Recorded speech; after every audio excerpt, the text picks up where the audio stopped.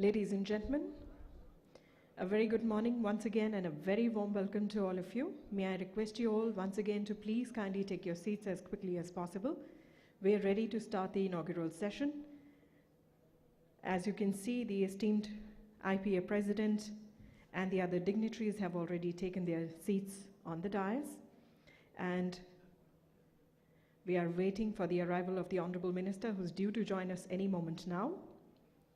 Meanwhile, it gives me great pleasure to welcome you all on this bright, sunny and fresh Sunday morning, and a warm welcome to you all to the 32nd International Publishers Congress, Shaping the Future, Innovation Meets Experience.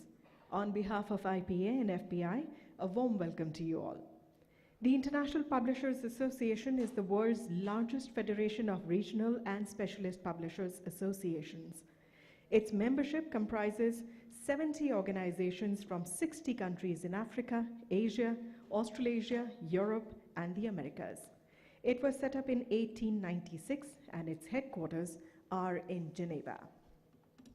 The Federation of Indian Publishers is the representative body of publishers in English, Hindi, and other regional languages, with membership from all over India, representing more than 80% of the publishing industry.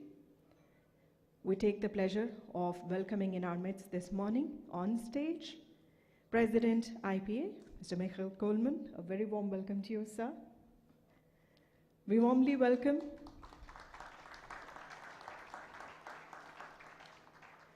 Mr. N.K. Mehra, FIP President. A warm welcome to you, sir.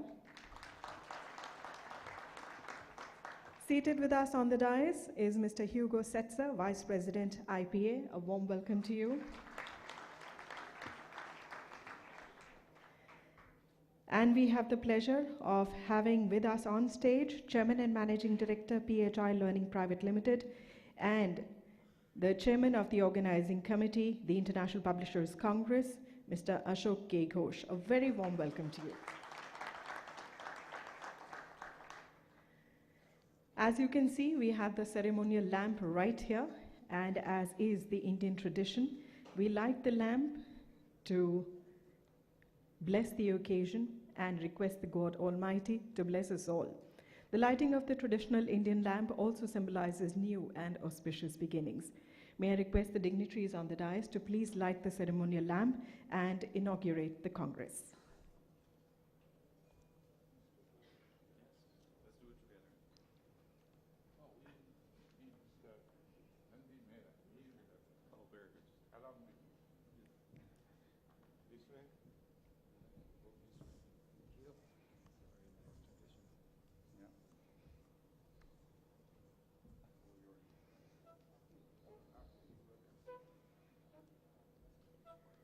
Ladies and gentlemen, the lighting of the lamp symbolizing new and auspicious beginnings.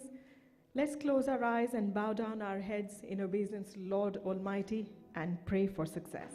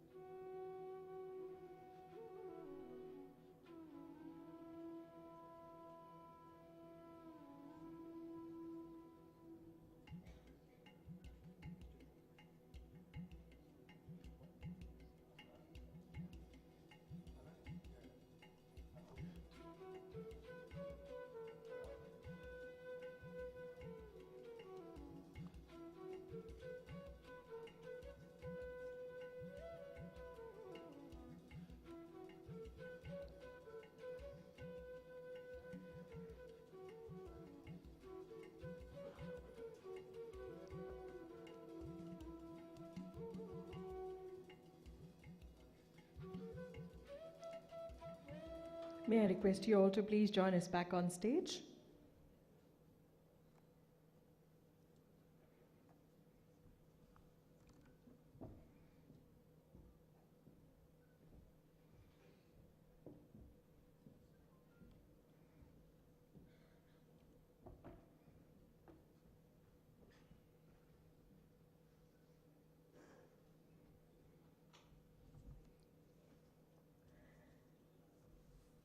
Ladies and gentlemen, after the beautiful tradition of lighting the ceremonial lamp, we are now ready to receive the Honorable Minister here in our midst. Let's put our hands together and give a warm welcome to the Honorable Minister of Science and Technology, Dr. Harsh Vardhan. A very warm welcome to you, sir.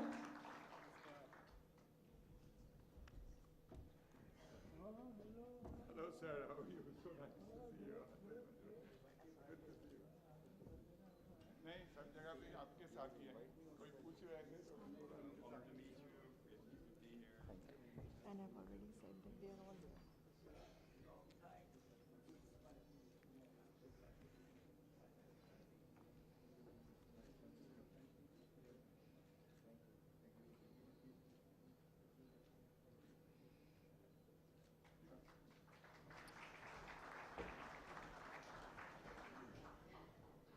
And ladies and gentlemen, accompanying the Honorable Minister, we have now with us on stage Mr. Naveen Gupta, Honorary General Secretary, Federation of Indian Publishers. A very warm welcome once again to all the dignitaries on the dais. And with that, I now take the pleasure of inviting Mr. Ashok K. Ghosh, Chairman and Managing Director, PHI Learning Private Limited, to kindly deliver the welcome address. Please put your hands together and give a warm welcome.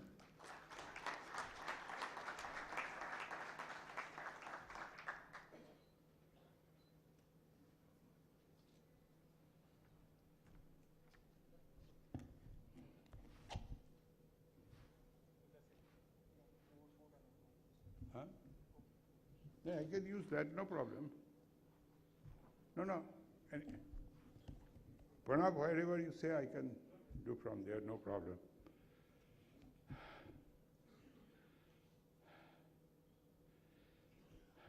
Good morning, everybody. Good morning, sir. Good morning, ladies, gentlemen. Good morning. Not good morning. Not for me, maybe. Not for me, maybe. Yeah. I always talk in a very, light tone. So some people, they understand my humor, some do not understand. But I know that there is a fellow colleague of mine from Delhi University. He appeared in front of J.R.D. Tata many, many years ago, maybe 50 years almost. And he was in a pink trouser and a red shirt. He appeared. And he went in and he said, "Very good morning to you, sir." So Tata said, "It may be very good morning to you, but not to me. And it is not going to be for you also, because I don't like people in pink trouser and red shirt." So that's the end of the interview. So here it is not like that. I cannot do that. I am not J.R.D. Tata. So it is really a great honor and privilege for me to welcome all of you who have come from India as well as abroad, and particularly those who have come from farthest corner. There are people from South America, farthest, I think. Ana Maria Cabaneras, our past president, is here, and there are many other past presidents. But first, our formality is to welcome our chief guest, Dr. Harsh Vardhan. He is our Minister for Science and Technology, but as far as I'm concerned, he is our Minister for everything. And I always regard him, he recognizes me once in a while when I meet him, but he has eradicated polio by his effort. But for his dedication, we could not have been do it at all. The eradication of polio would not have been possible but because of him. And this is really remarkable. For such a large country, nobody ever believed that we'll make it polio-free. I worked with him also, because not like that, but everywhere from collecting money and giving actually the 2 drops. Then we have here our president, Mr. Coleman. He is here, the IPA president. There he is. He is our boss, so he is there. Then I would like to give few names, because these are some important people who have come. 2 past presidents are here. One is Mr. Y.S. Chi. Mr. Chi, if you get up, then they can recognize you. Mr. Richard Chakin is here. Then we have got speakers. I will be introducing them later on. One is Mr. Wiley. Peter Wiley is here. I would particularly like to thank you, sir, because your father, W. Bradford Wiley, was here in this venue when we organized the IPA Congress in 1992. He was here. And you were here also earlier in this city, Peter Wiley. And Matt Kistner, he is also from the board of Wiley. They are there.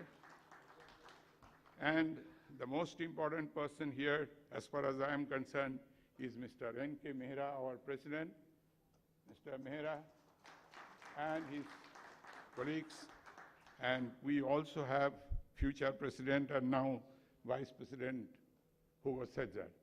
And I would like to recognize all my organizing committee members. Now, the minister is here and everybody is here. Instead of giving a long speech on various things, one or two things I wanted to say, I jotted down, and let me just say this and then get on with the main function. Now, the first of all, I wanted to say that lighting the lamp, that is what exactly we are doing. Many of you may be knowing that we are publishers, and in Hindi we call Prakashak. Prakashak means the one who spreads light, and that is why this ceremony, lighting of the lamp. And we are spreading the light of knowledge. And as you know, we always talk about artificial intelligence, but the real intelligence is human being, because man is the best computer in the creation of this universe. So here, the knowledge is the power now. So this is what we will be talking in shaping the future, how to shape our future with knowledge. This is the way it is.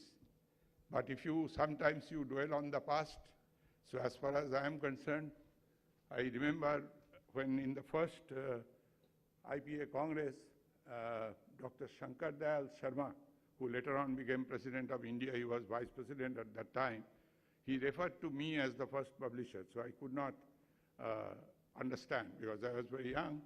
So I said, why he's talking me first publisher? There are so many big publishers sitting here.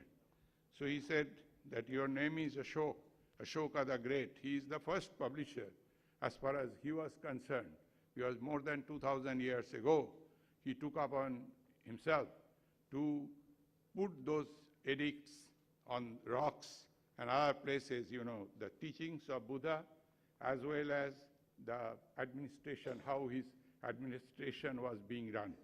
I am told more than his print run was more than 50 copies. That is print run, because he made number of these edicts, rocks and all that, and all over India and also abroad. So that is how the publishing started here in India. We got the knowledge that how to spread knowledge to people, because you have to do just making copies on a palm leaf is not going to help. You have to do certain concrete things. Then, of course, the other thing which we always tell everybody is that about our country, because two pillars of IPA, the first pillar and the most important pillar is the freedom to publish or freedom of expression. India has, irrespective of who says what, India is a very, very tolerant country, and we have accepted all kinds of knowledge, you know, even if it does not like. When I was a small kid, I was brought up by grandfather, who was a very saintly person, and I lost my father when I was just 11 years old. And he told me, you know, in our philosophy, the Charbak, many of you have heard the name, he was anti-God. He never recognized God. And he was, you know, writing against our philosophy everywhere. But the sages at that time, they say Rishi Charbak. He is known as Rishi. He is the man possessing knowledge, even if he never agreed with us, never agreed at that time's establishment. So the freedom of expression, freedom of speech, these are inbuilt. We need not have to take any kind of protection. We know how to protect our right. And this is most dear to IPA, and it is also most dear to me.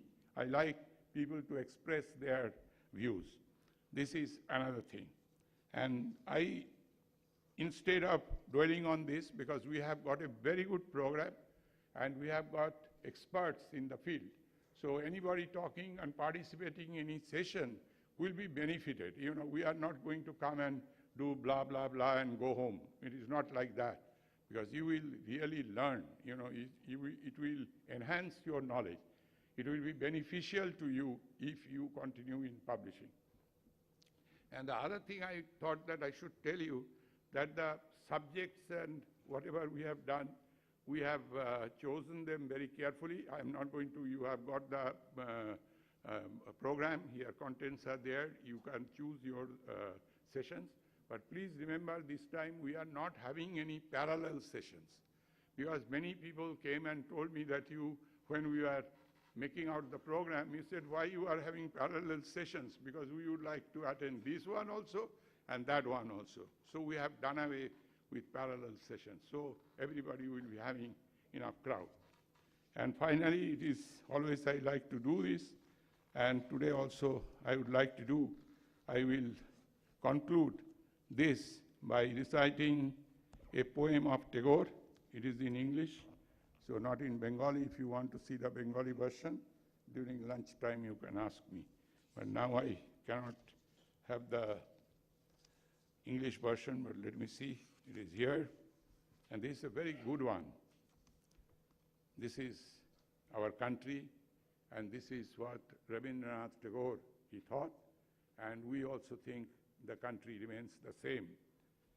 Where the mind is without fear and the head is held high, where knowledge is free, where the world has not been broken up into fragments by narrow domestic walls, where words come out from the depth of truth, where tireless striving stretches its arms towards perfection, where the clear stream of reason has not lost its way into the dreary desert sand of dead habit, where the mind is led forward by thee into ever-widening thought and action, into that heaven of freedom. My Father, let my country awake. Thank you very much. This is what I wanted to say at the time of the inauguration. Wish you all the best, and let us hope we have got a very good Congress. May I now invite the President Coleman? Should I introduce you now? I think you should give me a time. Let me just introduce you. But I need not have to say. Mr. Coleman, we know he's our president. He's in publishing for a long time. He's in Elsevier for a long time. And he's a scientist. He is a very well-educated, learned person. I do not know what he's doing as president. Huh? Here it is commercial. We all want to see the bottom line. What is our turnover? What is our return on investment? Yes. But we have got a very good man as president, and we thank you very much, and please address us. Thank you. Thank you so much. Thank you. Thank you.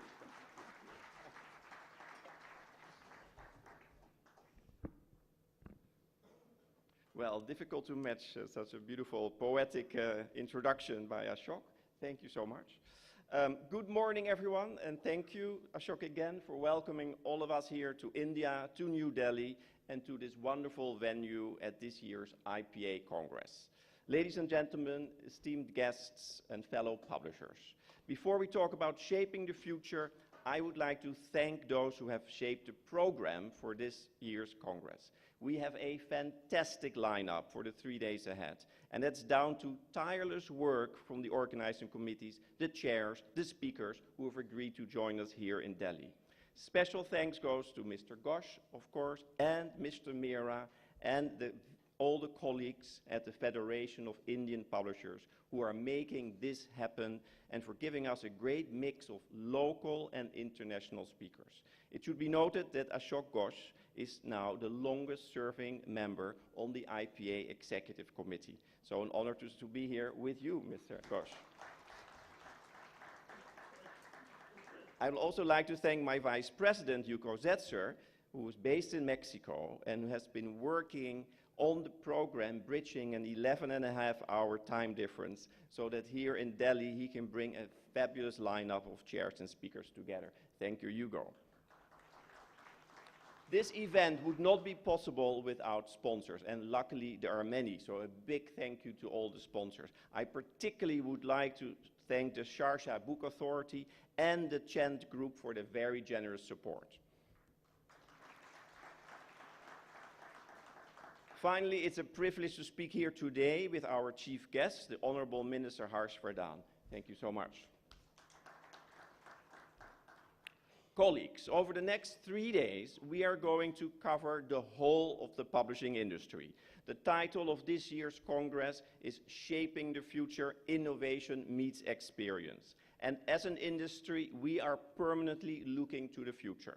Our strength is centuries of experience and bringing authors' works to their readers. And we are constantly innovating in the way we do this. We provide high-quality information to our end users in the right format at the right time. This is well illustrated what medical publishers do, for instance, providing crucial information to emergency room doctors so that they can take the crucial decisions of life and death. And that is now supported by artificial intelligence. Can it get more futuristic than that? But we need to shout about what we accomplish. Global technology companies have successfully presented themselves as the exciting future. While some of their gloss is starting to fade among scandals of fake news and tax avoidance, they are still framing many of the policy questions that will have an impact on our industry. We need to start reframing these issues. We're in a country here that loves cricket, and it seems appropriate to use a cricketing metaphor. So we need to start hitting some sixes. Differently put, we need to get on the front foot. This Congress is part of how we do it and how we shape our future. And what a great opening day we have, with soon the Global Leaders Forum bringing together some industry heavyweights to share their big ideas, including not one but two former IPA presidents. We already welcomed YSG and Richard Charkin. They will be followed by a session of the two pillars of the IPA work, copyright and freedom to publish, and we're honored to have three very special guests joining on those two topics today. Firstly, we will welcome Francis Gurry, the Director General of WIPO, the World Intellectual Property Organization, discussing the shape of international copyright with Maria Palante, the current CEO of the American Association of Publishers and the former Registrar of US Copyright. Our third special guest is Jennifer Clement, I think she's sitting over there, President of PEN International, who will deliver a keynote on writers who challenge the status quo, and especially those who are victims of repression and imprisonment. Her keynote is very fitting, as we will hold the award ceremony of the 2018 Prix Voltaire. This is our Freedom to Publish Award, here at this Congress. This year's recipient, Gui Minhai, a Swedish publisher from Hong Kong, also serves as a board member of the independent Chinese PEN. He's a prime example of the risk some publishers take because of the books they published. We will honor him tomorrow evening.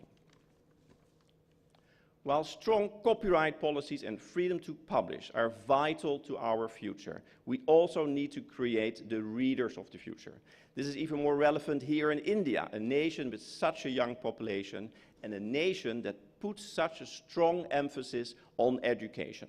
Tomorrow afternoon, we will have a session on how we can invest in children's publishing so that the love of reading continues for generations to come.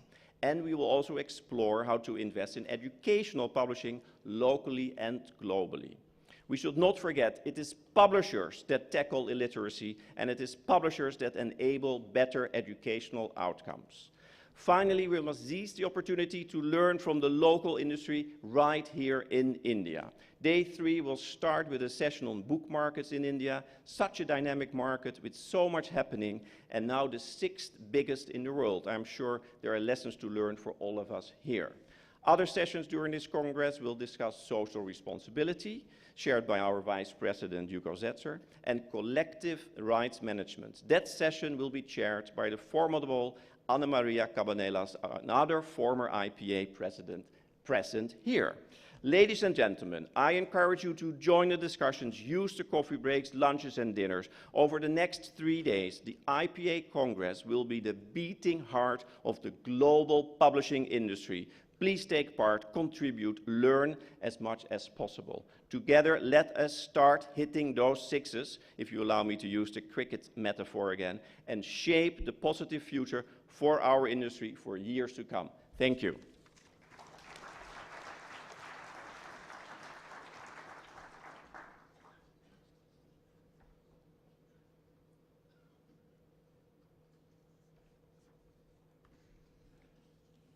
It is now my pleasant duty to introduce Dr. Harshvardhan. And I'm not going to say, usual jargon is he does not need any introduction. He does need introduction because there are a lot of people from abroad. And I think that a person we should be knowing every time and remind ourselves that what kind of work he has done so far. And we all know, those who are in Delhi, you may not have to, he will have to only tell us which constituency he is standing, and he gets his seat. That much I know. Dr. Harshvardhan, today called Dr. Sahib by supporters and opponents alike, is well known for his disarming simplicity in personal life and transparency at work, and also for his services to the country. But he is known to me very closely. His contribution to the Rotary's polio eradication program is very close to my heart. And I personally admire his commendable efforts in eradicating this deadly disease from India, so that on 28 March 2014, the WHO declared India a polio-free country. Dr. Harshvardhan has been awarded numerous international and national awards for his remarkable contribution in this field. He has been the recipient of International Award by the Director General of World Health Organization, Polio Eradication Champion Award by Rotary Foundation, International Service Award by Lions Club, Paul Harris Fellowship of Rotary International, Indian Medical Association Special Appreciation Award, twice he got it. Dr. Vardhan has served the Southeast Asia Office of World Health Organization as an advisor.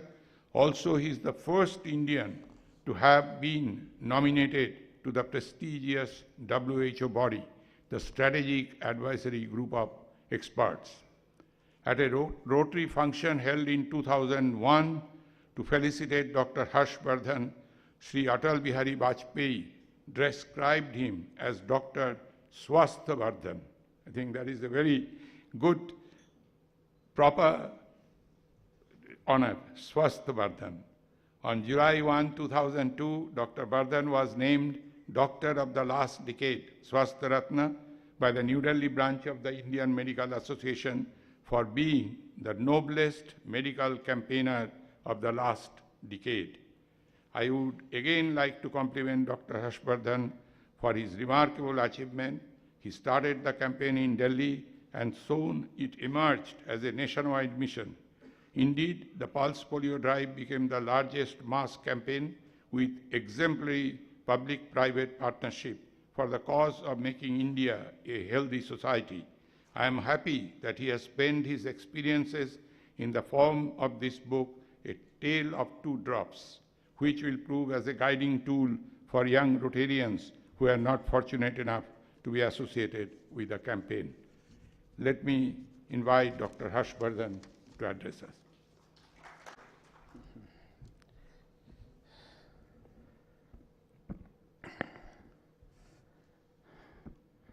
Dear Mr. Ashok Ghosh, dear Dr. Coleman, dear Mr. N.K. Mehra, dear Mr. H.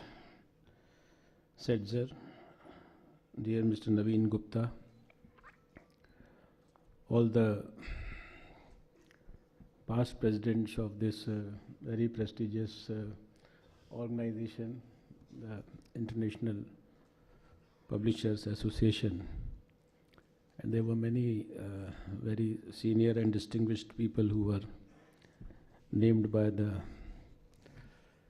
President and the Chairman I wish I could name all of them, because I see that this is a galaxy of most distinguished people, not only from India but from the whole world. So first of all, let me say a very happy good morning to all of you. I'm sorry I got a bit late, although it's not my habit. 99.9% I want to be in time, but in politics sometimes there are unusual, inevitable sort of circumstances that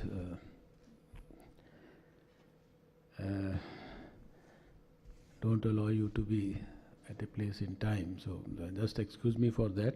But I'm so happy that this event, which is an international event, is happening in India after almost 26 years. And there are so many great people from all parts of the world.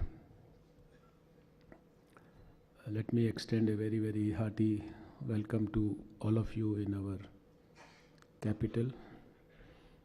And I can tell you that when you must have come last time, 26 years back, a lot of things have changed in India in the last 26 years, from 92 to 2018. I think 92 was the time when there was a process of economic reforms that started in India. And today when we talk in 2018, we have become the fastest growing economy of the whole world. And we feel so happy and satisfied about it. We have probably one of the most dynamic leaders of the world as our Prime Minister today. So this international conference can also expect a lot from this country, as I was just going through what means.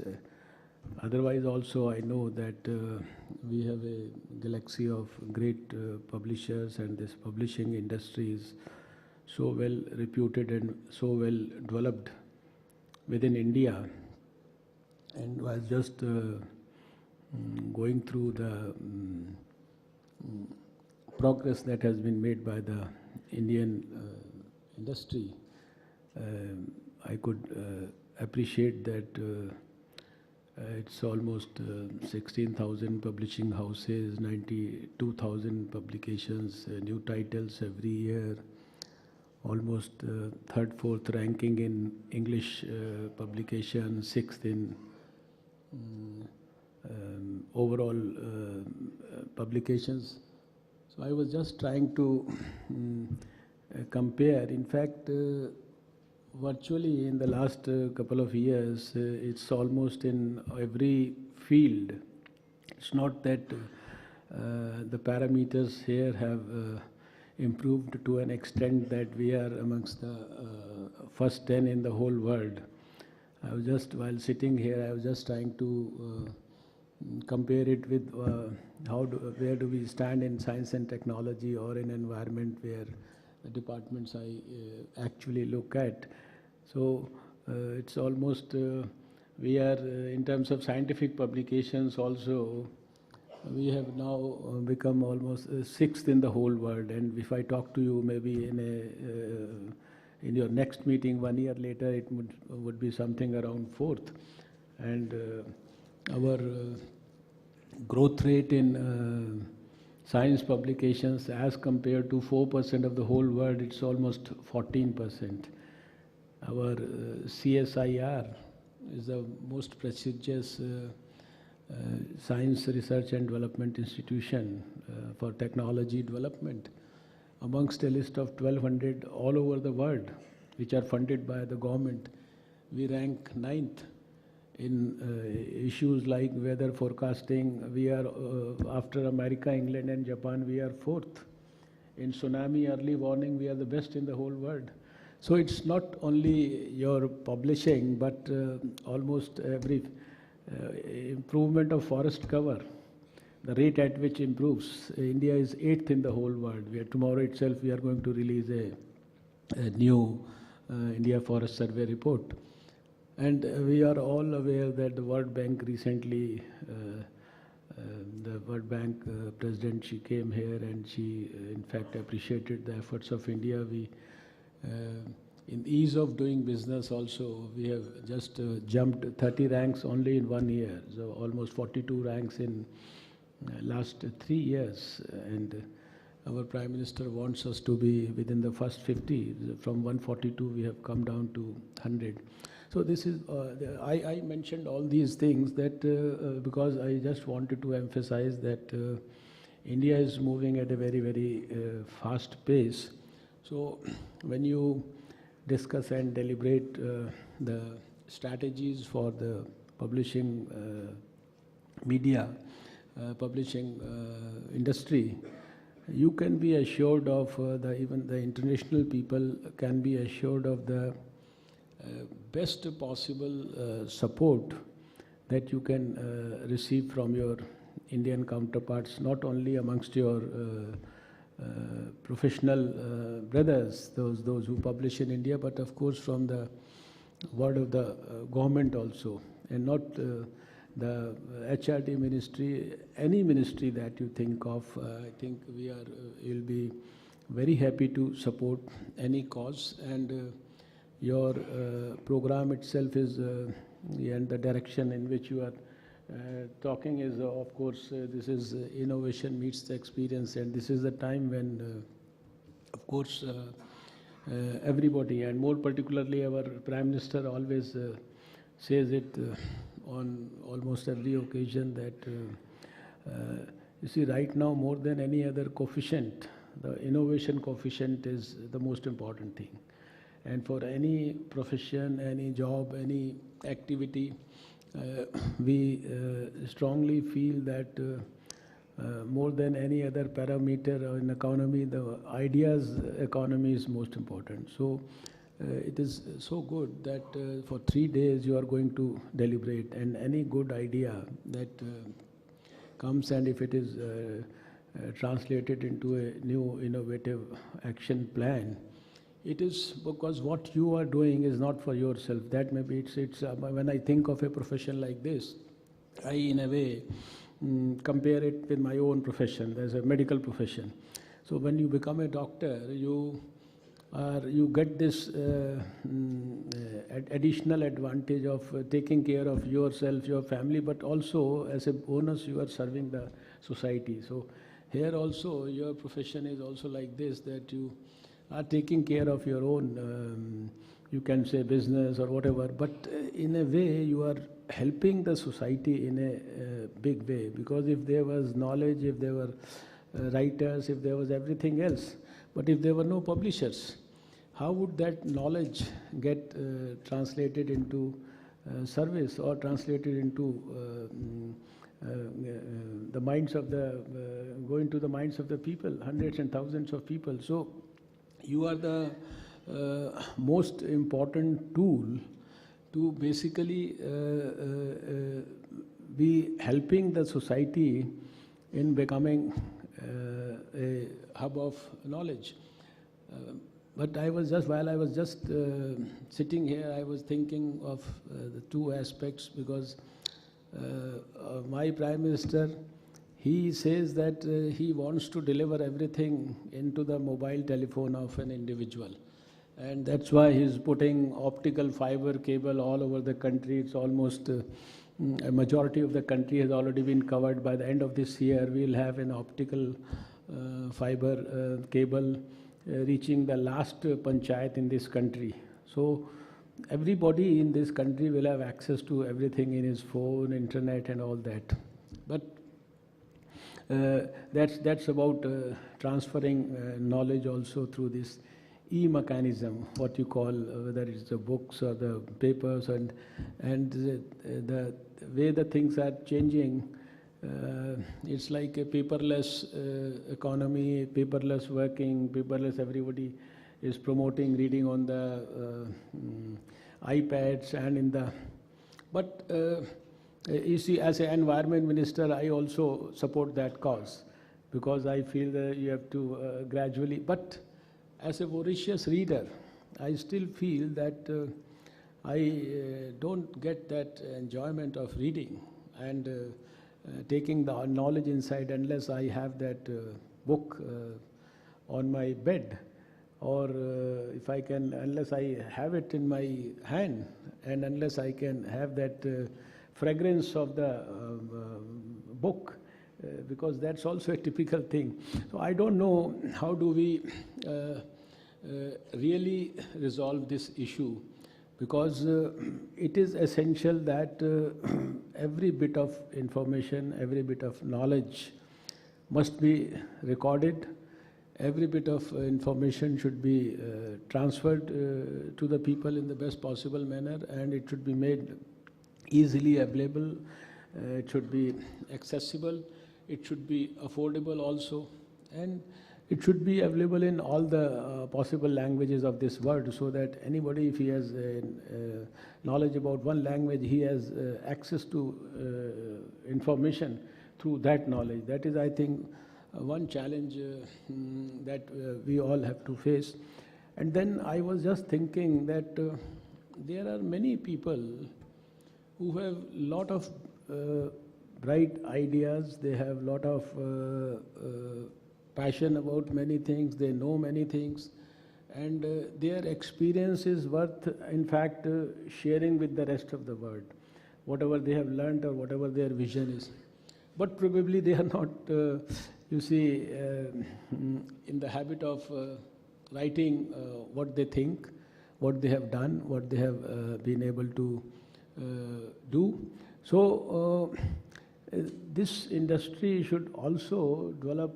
There are some mechanisms, some people try to motivate such people here and there, but I think if you could develop an institutionalized mechanism whereby such processes and such thoughts and such knowledge and information which has not been put on paper in the form of a book, that process is also somehow expedited, and some new strategies are developed for that.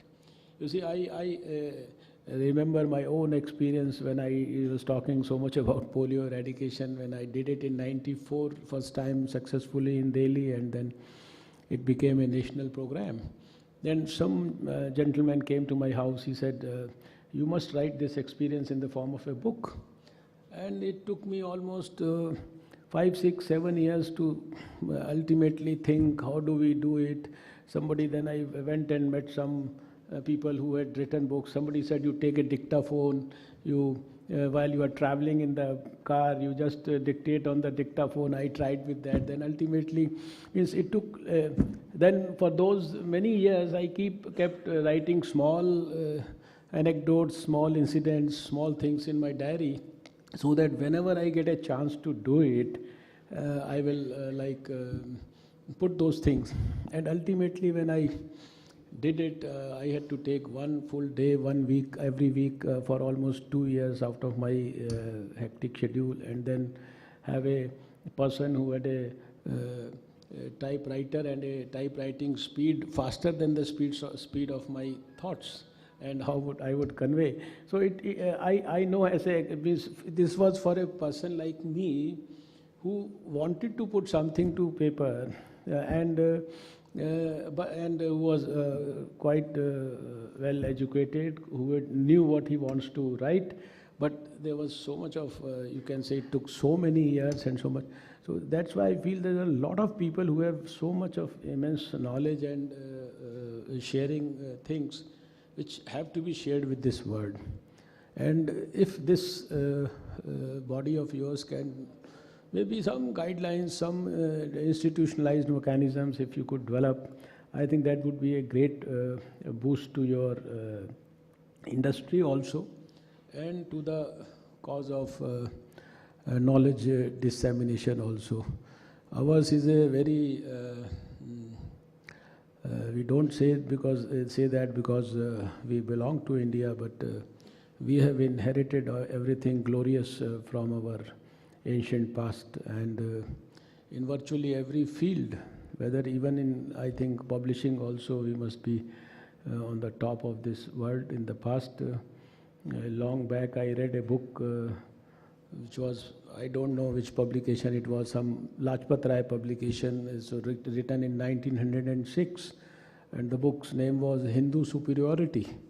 And this book had various chapters on various issues, whether it's education, health, medicine, science, art and culture, sculpture, valor, commerce, economy, anything. Even I think you are publishing also, anything that you can think of. And that I always say hats off to that publisher also, and to the man who wrote that. He compiled a list of, you see, the whole book had references only made by the foreign people about what the India's contribution has been in that field. And thereby, in that book, he proved to the whole world that the Indian or the Hindu superiority was, you can say, we were on top of this whole world. So that's always a great feeling to learn, because if somebody had not put that on in the form of a book long back in 1906, no young person would ever know what is the glorious past that, and every country, for that it's not about India, but every country, I'm sure, it enjoys a great past which must be told to the future people. So friends, this is your specialized field, but if I am around people who are associated with knowledge or knowledge dissemination, it's always a very great feeling, very pleasant feeling, and I wish to thank you for giving me this privilege of being with you today in this August gathering. And I can only convey my heartiest congratulations. And if there is anything that I can do to take forward your cause in any way, as a science and technology minister, as a minister for earth sciences, or as a minister for environment and forests and climate change, I would be very happy to be associated with your cause, so that we strengthen the real vision of disseminating the best possible knowledge to our 1.32 billion people in this country. And of course, my special thanks to all those who have come from abroad. I know you have traveled long distances to be part of this function. Your presence gives a lot of grace to this function, and I'm sure our Indian friends will be greatly benefited by your presence and experience. Thank you so much. Namaskar. Jai Hind. For your inspiring and thought-provoking address. Ladies and gentlemen, we are honored with the gracious presence of the Honorable Minister of Science and Technology, Ministry of Environment, Forest and Climate Change, and Ministry of Earth Sciences, Dr. Harshvardhan, here today. However, we are also pleased to tell you that we have also received a video message from the Honorable Minister for Human Resource Development, Mr. Prakash Javadekar. Let's listen to this video message and let's seek the blessings of the Honorable Minister for HRD.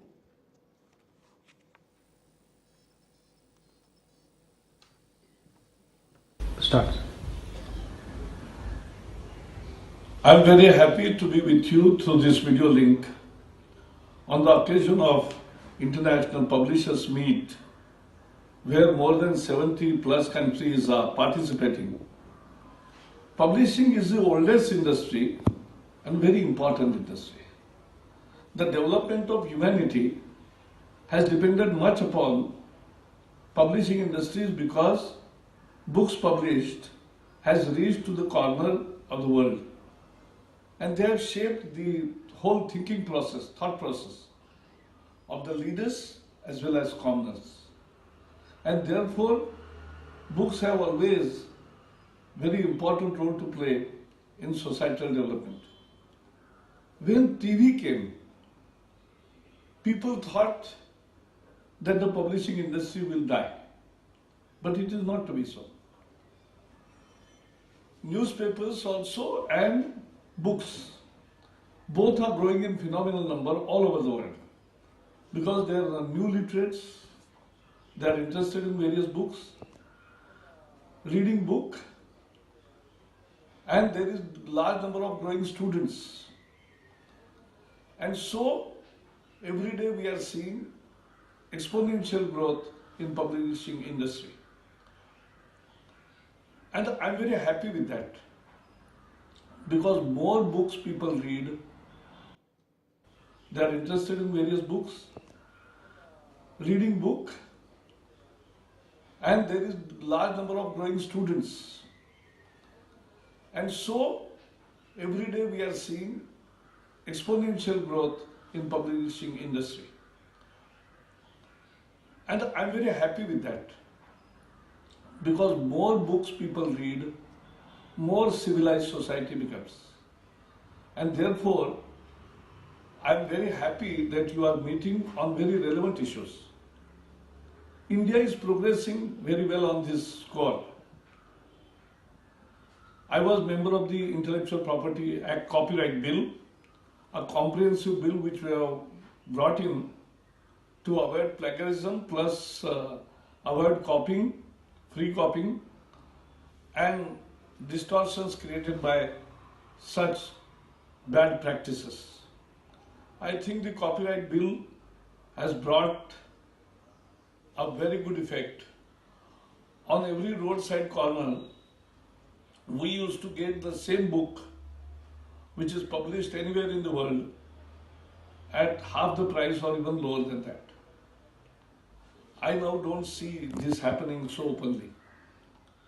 So this is one thing which we have prevented because then only the publishing industry will give justice to the writers, authors, and then it can actually work. Will give justice to the writers, authors, and then it can actually work in the interest of the society. They can earn little profits also, and their industry survives. So copyright was a basic thing which India has done. But more than that, what we are doing as an education minister, let me tell you, we want students to read beyond their curriculum, beyond their textbooks, and that is very important. So we are starting a movement, Read India, Read. Vache Bharat, Badhe Bharat. That means read and grow as a country. And therefore, we are going to have library in each school where government will also give grant and community support will also be there in form of books with anybody or other donations also. But we want to equip each school with library because that is the fundamental thing, how the students grows beyond textbooks. Then we have already started National Digital Library where more than 13 million books are already preserved and more than 3 million people are using it. 3 million people are using it. It will go exponentially in days to come. So, this is a story of a growing country, an emerging economy, and world over these fascinating changes are coming to light. All kinds of books, right from novels to biographic to biopics to knowledge books to history, geography, all kinds of books, travelogue, and all kinds of books are read by people, and that's the beauty. Everybody must have a choice to read of his interest. And that's how we need to also bring out one more thing by publishers is more translations happening of good books in different languages of the world. Because that actually ensures the real growth of the good literature going around. And therefore, in colleges, our now the gross enrollment ratio is 25% and it is bound to increase in leaps and bounds. So there will be more people coming in for reading books, and that is what you all are engaged into. Now there are new devices like audio books and many other things. All formats are good, and all formats must be welcomed. Because with new technological devices, reading becomes enjoyment also. Reading becomes easy. In any way we want to read, we can read. And that is the real challenge for all publishing industry.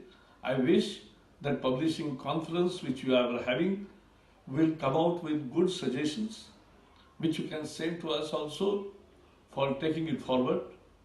And this will definitely shape up the future, shape up the things to come, is what you are talking about, and I wish all the best for the conference.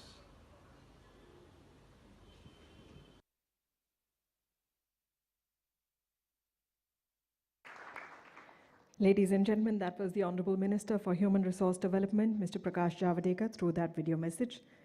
We would also like to tell you that Dr. Harshvardhan has enjoyed a long and strong relationship with books, as he mentioned. And we're also delighted to tell you that our Honorable Prime Minister, Mr. Narendra Modi, has recently authored a book for children. He himself is an avid fan of books, and now he has authored one for children as well.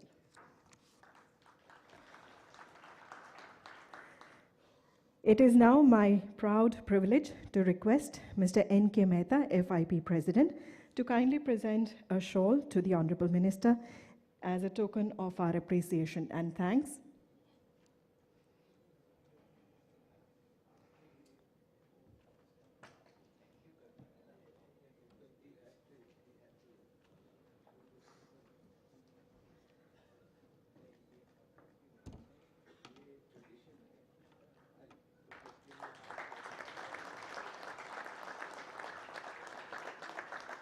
And I now request Mr. Ashok Kekosh, Chairman Organizing Committee, to kindly present a statue of Goddess Saraswati, the Goddess of Knowledge and Wisdom, to the Honorable Minister as a token of our appreciation and thanks.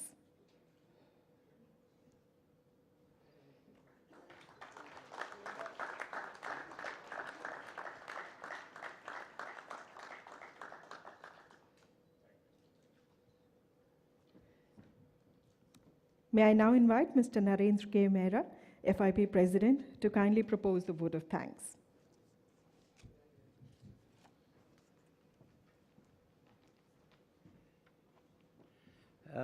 Good morning to everyone. My job has been made easier by my previous speakers who have conveyed all the thanks, given all the information on the publishing, and I suppose I would like to make a mention of the motivational speech and the information given by the Honorable Minister, Dr. Harshvardhan, and the video message of Dr. Javadekar.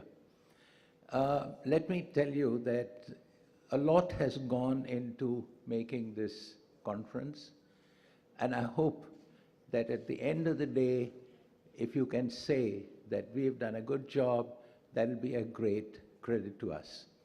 But in the meanwhile, let me thank all the sponsors who have helped us in various ways, and all my colleagues who have worked day and night literally. And this morning when I came down to look at the arrangements, I saw 3 of my colleagues dressed in track pants and running around getting things done. So I would particularly like to thank the 3 colleagues. If I name them, they are, okay, Gupta, Gupta, and Gupta. There are 3 Guptas. And if I go down memory lane, and if I look at the faces around this hall, I see only one familiar name, that's a Wiley. And I'm so glad that Mr. Peter Wiley is here amongst us. In 1992, his father was here with his wife, And so it has been a great pleasure welcoming him.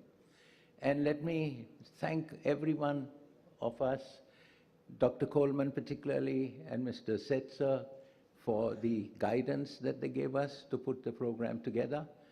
And let me also say thank you and welcome to all of you. Thank you.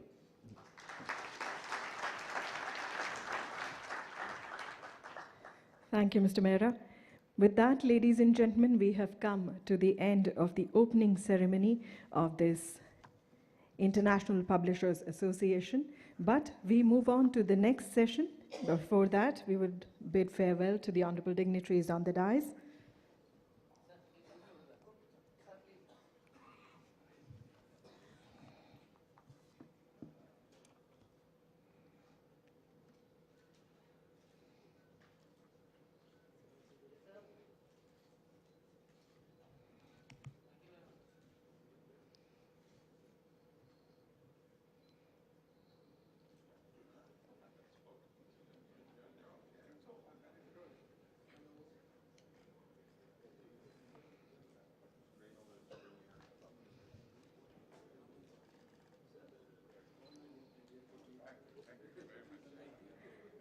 Ladies and gentlemen, we once again take the pleasure of thanking the Honorable Minister for having graced the occasion here today. Congratulate you.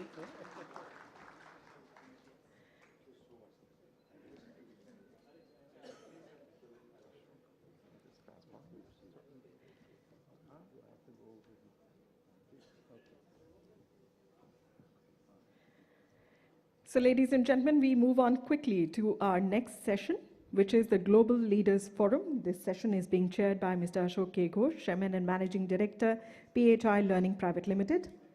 And we are delighted to share with you all that this session is being graced by Mr. Amitabh Kant, CEO, Niti Aayog, National Institution for Transforming India. He is already here in our midst.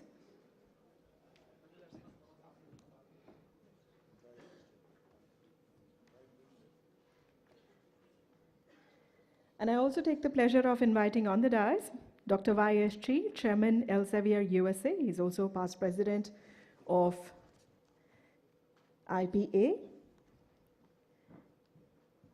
May I take the pleasure of inviting on stage Mr. Matthew Kisner, Chairman, John Wiley & Sons USA, and Mr. Richard Charkin, Director, Bloomsbury Publishing UK. May I request them all to please join us on stage.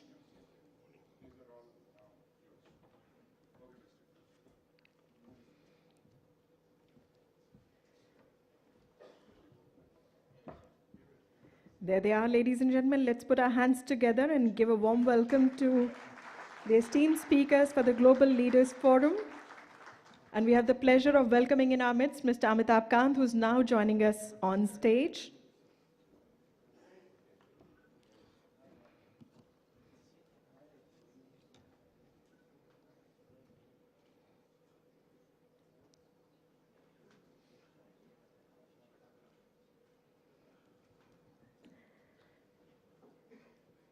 Ladies and gentlemen, a brief introduction to the Honorable Speaker, Mr. Amitabh Kant. He is presently posted as CEO, Niti Aayog, National Institution for Transforming India. He was till recently Secretary, Department of Industrial Policy and Promotion. He is an illustrious member of the Indian Administrative Service, IAS, from the Kerala cadre, the 1980 batch, and he is the author of Branding India, an incredible story, and has been a key driver of Make in India, Startup India, Incredible India, and God's Own Country campaign, which positioned and branded India and Kerala, the state, as leading tourism destinations. These campaigns have won several international awards and embraced a host of activities: infrastructure development, product enhancement, private-public partnership, and positioning and branding. Mr. Kant has worked as Chairman and CEO, Delhi Mumbai Industrial Corporation, Chairman and Managing Director, ITDC, Joint Secretary, Ministry of Tourism, Government of India, Secretary Tourism, Government of Kerala, Managing Director, Kerala State Industrial Development Corporation, District Collector, Kozhikode, and Managing Director, MATS YEFED. Mr. Kant did his schooling from Modern School, Delhi, and graduation in Economic Honors from St. Stephen's Delhi University, and pursued his master's from Jawaharlal Nehru University. He's a Chevening scholar. Ladies and gentlemen, it gives me great pleasure in welcoming Mr. Amitabh Kant to the Global Leaders Forum. And now may I request him to do us the special honor of honoring a publishing house which is not only one of the most prestigious but one of the oldest publishing houses in India. None other than MBD. Ladies and gentlemen, please put your hands together for the MBD group. And today we take the honor of honoring a name who has brought laurels not only to the profession but to the country as well, Mr. Ashok Malhotra. In 1956, Mr. Ashok Kumar Malhotra started his journey at the very tender age of 13 from a single bookstore in Jalandhar, Punjab, and went on to become the youngest Indian publisher. He changed the way content was consumed and brought forth world-class self-study content for the first time in India. Under his leadership, MBD Group grew to be the leading publisher by publishing books for all classes, all subjects, major boards in multiple languages, nationally and internationally. Today, MBD Group has 10 state-of-the-art printing presses, 3 notebook manufacturing units, and a world-class premier paper manufacturing unit. MBD's 100,000 minutes of digital content is used over by 7 million users worldwide. Under MBD Disha, the flagship teacher capacity building program, MBD has trained close to 50,000 teachers annually. With more than 20 skill centers located across India, MBD Skills aim to skill 100,000 youth of India by year 2020. From a publication house, MBD Group transformed into the largest education company in India. With the recent foray into AR, VR and robotics, MBD Group is all set to transform to the next level, to become an edutainment company. MBD Group diversified into hospitality and premium luxury mixed-use developments. The group hosts around 600,000 guests annually and has more than 1800,000 footfalls in the shopping malls annually. The recent joint venture with Germany's Steigenberger Hotel Group, MBD Steigenberger, is another feather in MBD's cap. Mr. Malhotra was a people's man. His charisma kept the team together as a family. Today also, the group thrives under his values and ethics. He was a true leader who believed in creating more leaders and not followers. MBD Group has been and shall always be guided by this eternal light, Mr. Ashok Kumar Malhotra. Ladies and gentlemen, please join me in honoring the Doyen of Indian Publishing, Mr. Ashok K. Malhotra. May I request Mr. Amitabh Kant to kindly do us the honors of giving away this award. And Mr. Malhotra is being represented here today by his daughter. Let's all put our hands together and let's welcome her on stage.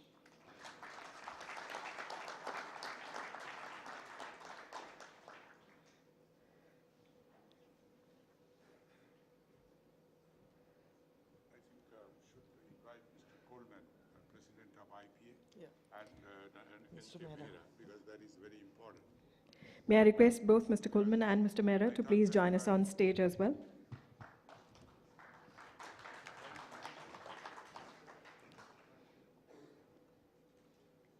Who's conducting this part of the meeting? Who told you to do this? Somebody is conducting. Where is that man? I want to see that man. He removed the president from the. This is to him.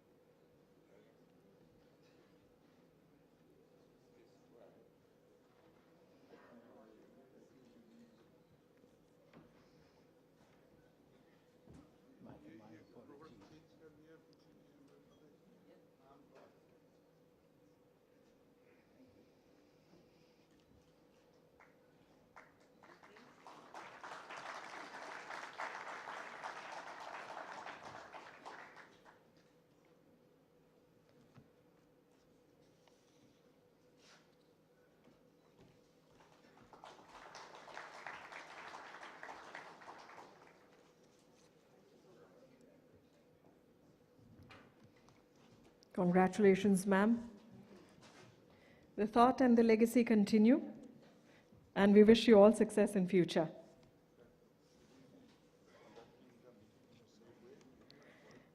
Ladies and gentlemen, with that, I now request Mr. Amitabh Kant to kindly address the august gathering. Please put your hands together and extend a warm welcome.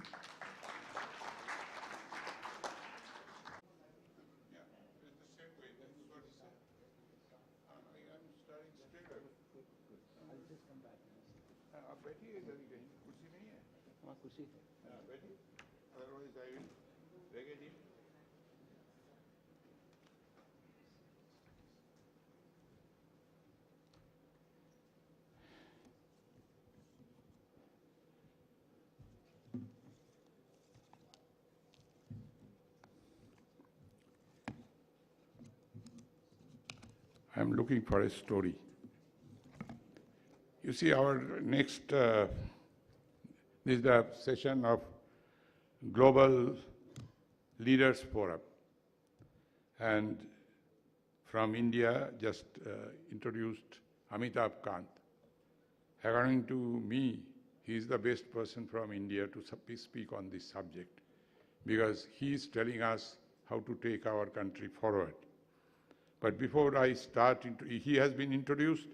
The other three, I will introduce them. But before I introduce, let me tell you that what I have got to say about this session and what I want to learn. 2001, I think this was 1st January, and that time the Economic Times brought out their newspaper, the first day of the newspaper, and they made 8 predictions that where India is going to be by 2020. So I was the other day when I thought that shaping the future we are going to talk about today, and now in 2018, what is the progress report and where we stand. The 2 things which are related to publishing, and let me tell them. The first one, we know where we are. Predicted India will overtake China as the fastest growing economy in the world. India will become the largest English-speaking nation in the world, overtaking the US. So the global publishing industry will shift in a big way to India. Rupert Murdoch's heirs will sell his media empire to Indian buyers. The New York Times will become a subsidiary of an Indian publishing giant. So you know which one has taken place and which one has not taken place. The other thing that even for this conference, I at least almost every day, I heard something related to security. Security in India and what is going on, how people will come, this, that, and all that. So somebody will kill somebody.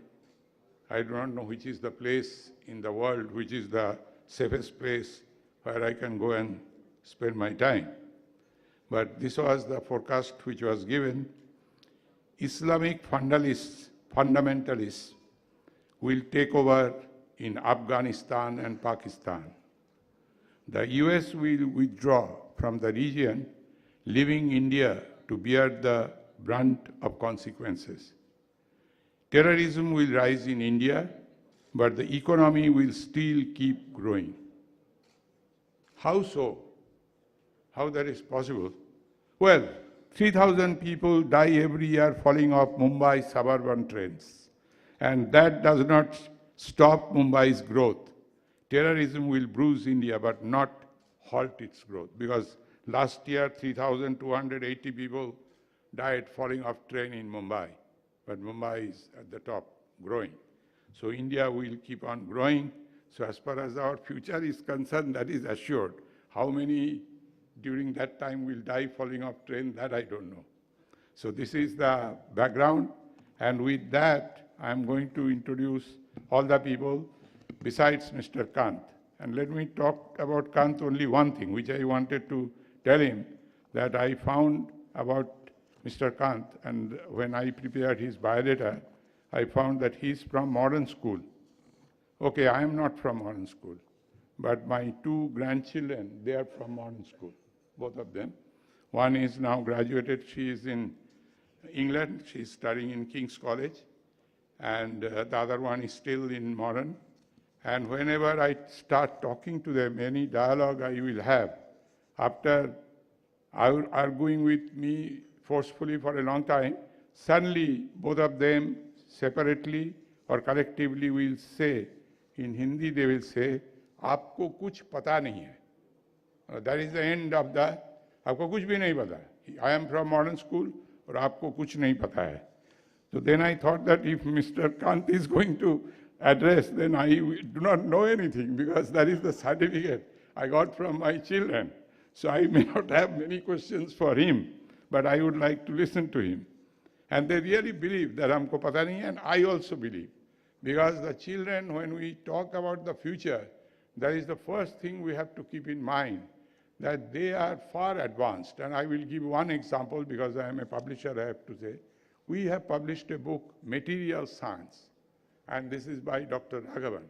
And many years ago, maybe during the time of our first Congress, I published this book, and this book was at IIT level. And if you are travel Kanpur, there is that engineering college, I think Harcourt Butler College is there.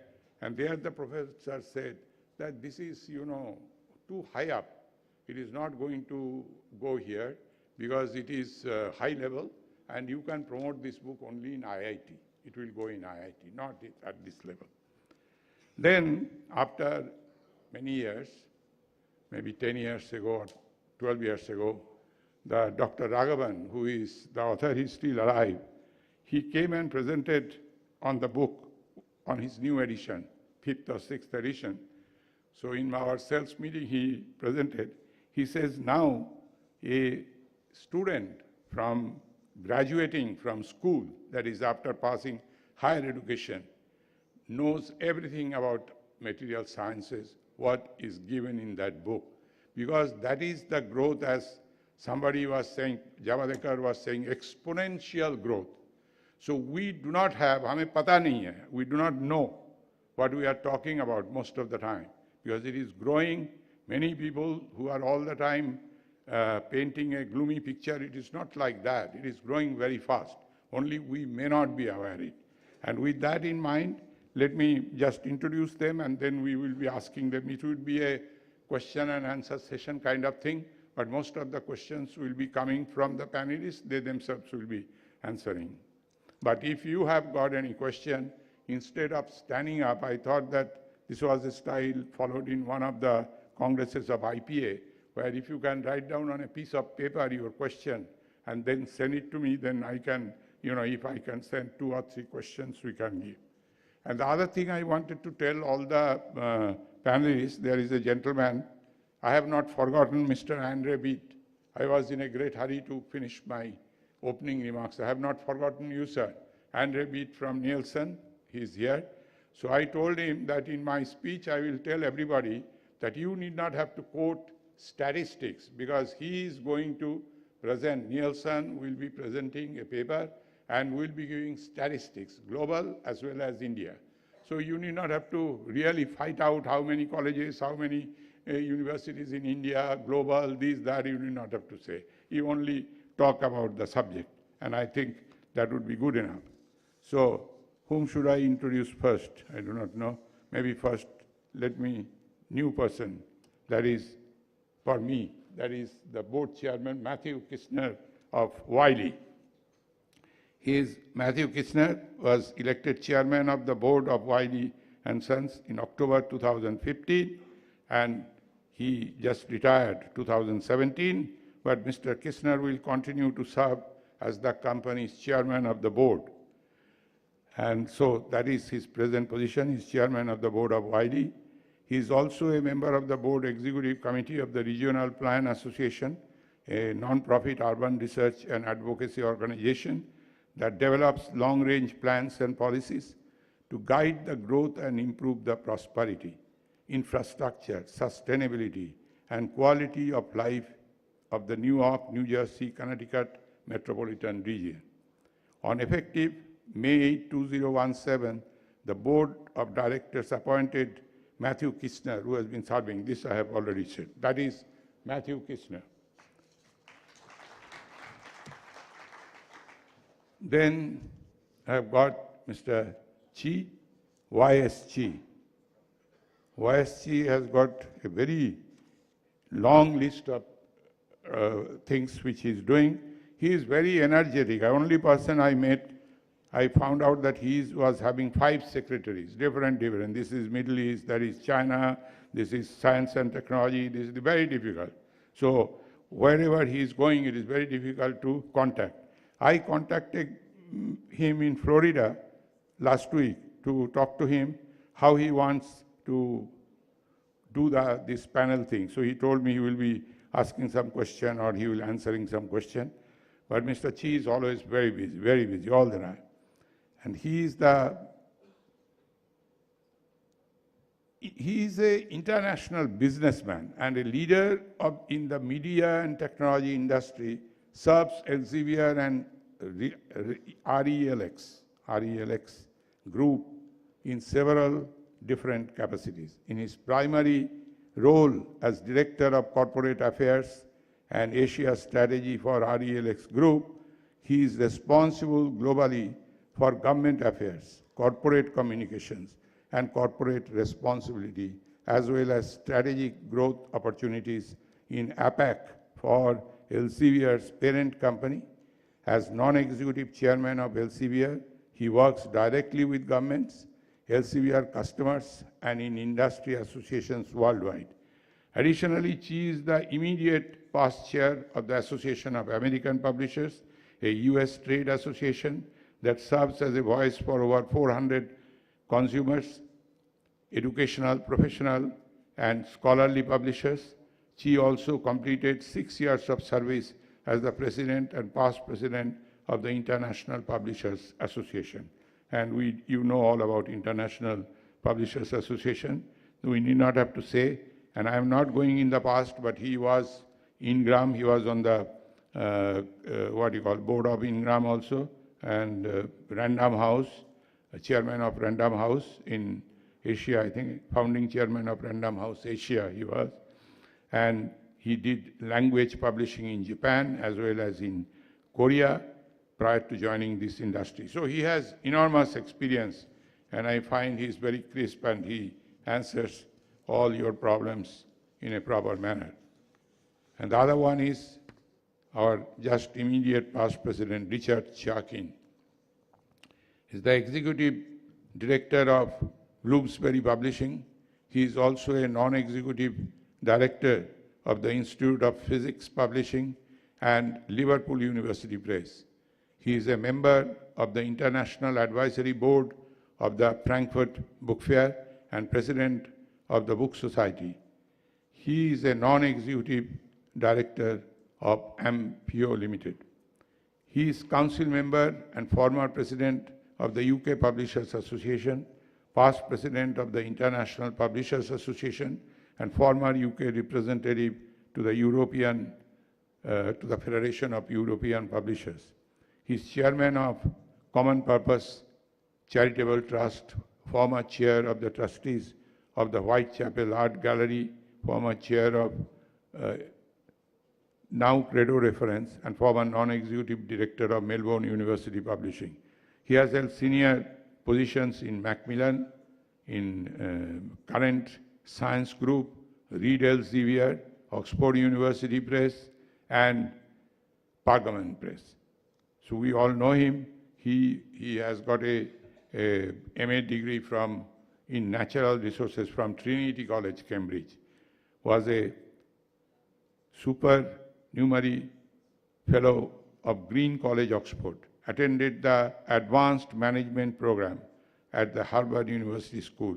He is a visiting professor at the University of Arts, London, and an honorary research associate, Faculty of Arts and Humanities, University College of London. So, sir, with this, the first question, because I am going to ask only one question. The question is, you have heard a little bit, you know lot about India and global. I am nowhere near, I am very ignorant. But let me ask one thing, because first question as a publisher comes to my mind, that if we are going to shape our future, if we know that if you are going to talk for next 10 years where we are going to go, I think we have a period, and if you kindly guide us, if you tell us that this is what I think you should be doing, or this is what you see or you foresee, or how publishing as a business, because you get completely different picture. Because I tell you, in last 1 year, that I have been traveling to Mr. Mehra's office and the Wiley office, which they gave us, gratis, that you can come and sit here. They have vacated the place. They have gone to a better place now.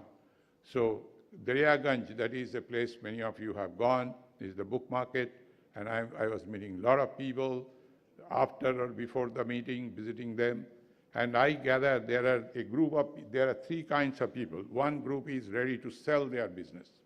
Now, obviously, it is not necessarily they are not doing well, because many of the young people, they are not interested in publishing. It's carry forward their father's business. They do not want. There are some people who are not doing well, and they do not want to continue. And there are people, I met some guy, very young guy, I was very young. He says that this is the best business, because in this business you get maximum return on investment. I have got 3 bankers, none of them believe that, but they told me that this is the best business. So we are all not sure. We are in publishing, so you should tell us what is the future lies ahead. And with that is my first question to all of you. And individually you can say, this is Mr. Kant, if you... Full perspective. And my view is that the world of publishing is undergoing a major disruption. India is growing at about 7% plus per annum. It's an oasis of growth in the midst of a very barren economic landscape across the world. But the challenge for India is to grow at higher rates of 9 to 10% year after year for 3 decades or more, to lift a very young population above the poverty line. India is passing through a window of demographic transition, which rarely happens in history, and I think this is the biggest social economic change that is happening across the world, that the population in India is getting younger and younger, and will keep getting younger till 2042. 72% of the population is below the age of 32. And the population across America and Europe will keep getting older, and this is the biggest transition that is taking place both socially and economically across the world. And this is a trend which will define the change in the world. What is very important to understand is that technology will be a big disruptor, whether we like it or not. And the world of publishing will never remain the same. I mean, there will be, a huge amount of disruption in terms of technology. And this is simply because my personal view is that it's not just about teaching. It's not about just reading books. India has been able to provide access of education to all. Everyone has got access of education now. But the important thing is to improve learning outcomes, to improve the quality of teaching. And the quality of teaching, to my mind, would imply that teachers must be assisted to improve the quality of learning. How do we improve better access of education, better quality of learning, better outcomes? If you look at India, for instance, just to give you an example, 40% of the students, the latest ASA study which has come out, 40% of the students are not able to, in class 5, are not able to read class 2 English, read or write, or 25% of the students are not able to read or write in their mother tongue. And that means that we are giving books, but they are not able to absorb books. And that there is something wrong with the fundamentals of teaching. And that is that teaching is not fun anymore. And therefore, there's a limitation to the book. And to my mind, what will increasingly happen is what has happened in the world of technology, what Google Maps has done. It has done longitude and latitude and tracks every single movement. And I think what will happen with technology is that you will have longitude and latitude of every single child being tracked. And you will essentially use technology to ensure a student may be in class 8, but he's not able to absorb class 4 or class 5 maths or class 5 English, and therefore we'll be able to track every single child on what is his base level, and then make education fun for him, and teaching must be made fun for him, and the books must become an aid and assistance to him to educate the child, and therefore every single child will be tracked technologically and uplifted. And to my mind, this will enable, and this will happen very soon. I mean, there are a huge amount of experiments going on. There's an app called Guru, for instance, run by one of the Google's, one of the persons who's left Google, and you should see that, what Guru has done in America. It's actually tracking every single child in the backward regions of the United States, people, and therefore you will soon see a lot of technology being used, and you will see a lot of data, you will see a huge amount of data flow, you will see a lot of data analytics, and you will see the use of a lot of artificial intelligence. And therefore, publishers must technologically upgrade themselves, must take them to another level in terms of, it'll not be a world of publishing alone. It'll be a world of publishing which will add value in terms of publishing becoming an aid and assistance to improve better learning outcomes, to ensure that across we are able to track every single student, enhances learning outcomes, and do that by using a lot of new technology in terms of data analytics and artificial intelligence. And that is the big disruption that will happen, and the earlier we understand it, the better it is.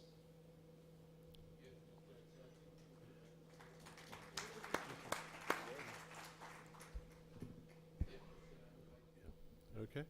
Can you hear me? Yeah. In thinking about how to respond to this question, I sort of felt that we could go very universal and very global and philosophical. And I thought maybe I should focus on one aspect of business, or one part of our business, which is we call general book publishing or trade publishing, because I know many of my colleagues can talk about international and academic. So I'll talk about general book publishing and a particular issue, a series of issues that affect at least the English language market. And I thought, rather than make predictions, because predictions are a fool's game, and you know, I really haven't the faintest idea what the future holds, I'd focus on what my hopes for the future might be. So, first of all, if you look back in the 90s and 80s, the focus in general book publishing was all about marketing. How do we increase our sales? And that was the priority. And the leaders of publishing houses frequently came from the sales and marketing end of the business, which was a reflection of that priority. In the noughties, the first decade of this century, I think there was a switch, and it was a switch to do with logistics. How do we get better distribution? How do we manage the business? How do we cope with the growing size and complexity of retailers? How do we deal with them? And this resulted in business people leading the companies, and a huge amount of conglomeration. So we now have a very few, very big general book publishers, and a huge number of middle and smaller ones. But the big ones represent a very, very substantial part of the market. So now we are into the teenagers of this century, and where is the priority? And my own view, or my hope, is that the priority will return to our roots. Our priority will be our intellectual property, and by that I mean our authorship. And one has to ask questions about how well we are currently serving our authors. How far are we adding enough value to attract them? Why is it that we see such huge growth in self-publishing? Why is it that authors are moving from publisher to publisher for larger amounts of money, as opposed to perhaps getting a better level of service? I think we have to view publishing now, our customer is not the retailer, our customer actually is not the reader, our customer is the author. Now, general book publishers have a track record of relatively low profitability compared with some other parts of the industry, but they very rarely go broke. They get bought, and they get bought for quite high multiples of profit. And why is that?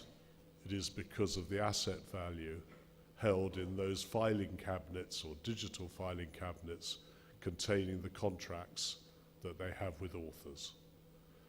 Speaking for Bloomsbury Publishing just a moment, you can imagine the asset value associated with having the exclusive rights on a series of 7 books about a wizarding school, and written by J.K. Rowling, and with us for a very long time. So, hopes for the future. Here we go. Publishers are once again trusted to publish an author's career and not just partial rights of that career. That we stay with the authors, they stay with us, and we build them. And we don't just get the rights to sell the book in India or in the United Kingdom or in the United States. We get the responsibility to serve that author and that book throughout the world by developing new revenue streams however they come. Second wish, and I suspect it's one of those wishes that won't come about, if only we could kick the habit of overpaying successful authors with very large advances which do not earn their way, and thus we have created a system whereby the big authors with unearned advances are effectively being subsidized by others. As an industry, we could afford to increase the royalty rate overall if we did not have to cover the cost of the unearned advances. I wish that we were more efficient in our distribution, such that the gross waste of money and environmental consequences of pumping out too many print copies to retailers and then processing them as returns and then sending them for pulp. If we could halve even the cost of that, the benefits both to the environment but also to our bottom line would be substantial. I hope that retailers will thrive and become more rather than less diverse. The threat of monopolistic control of distribution channels is there, and we should do everything possible as an industry to resist that by encouraging diversity. I wish and hope that editors will get back into top positions, leadership positions, because the editorial process is at the core of general book publishing. But in parallel, I wish they would become more professional and really understand the market which they serve. And an old motto from my days at Oxford University Press, which was that the editor's role, the publisher's role, was to be a link between the writer and the reader and to be as invisible as possible. There has been a growing tendency to egocentricity of editorial people, and that should go. We are servants, we are not superstars. And finally, I'd like to touch on, very shortly, on something called cultural intelligence. When I was at school, we talked about IQ, which meant doing arithmetic well. And then Bloomsbury published a book called Emotional Intelligence, and this was EQ. This was a way of understanding other people's emotions. And right now, I think there's a need for cultural intelligence, a recognition of the difference between old and young, between one country and another, between one religion and another, and crossing those boundaries. And that is sort of a bit philosophical, but it is actually part of our publishing process. We have to understand how we work globally, internationally, and with different cultures. And a deep understanding, or a deeper understanding, of the differences and similarities, because we all have a core as human beings, and that core is universal, and we just have to recognize the bits around the edge where we call the flex, where we're a little bit more flexible. Here's 3 cheers to cultural intelligence, working together, building a global publishing industry, but most importantly, serving our authors.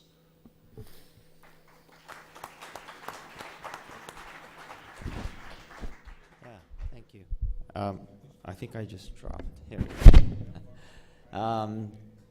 Okay. No, let me just pick up from these two, because I think it might just flow better. Combine it with whatever you are going to answer. Because we would like to see your point from you are the chairman of the esteemed publishing company and also data analytics. Right, exactly. I'd like to know from you. Ashok, I need your microphone to be close to you. Sorry, I thought I have to think very loud.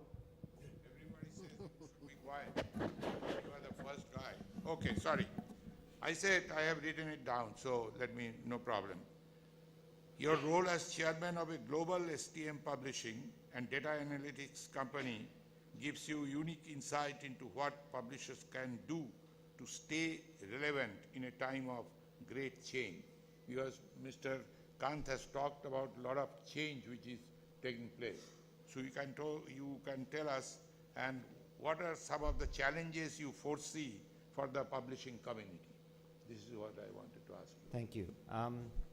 So we heard Amitabh talk about the challenge to the publishing industry from technology point of view, and very education-centric view as well. We just heard Richard talk about trade publishing or consumer publishing.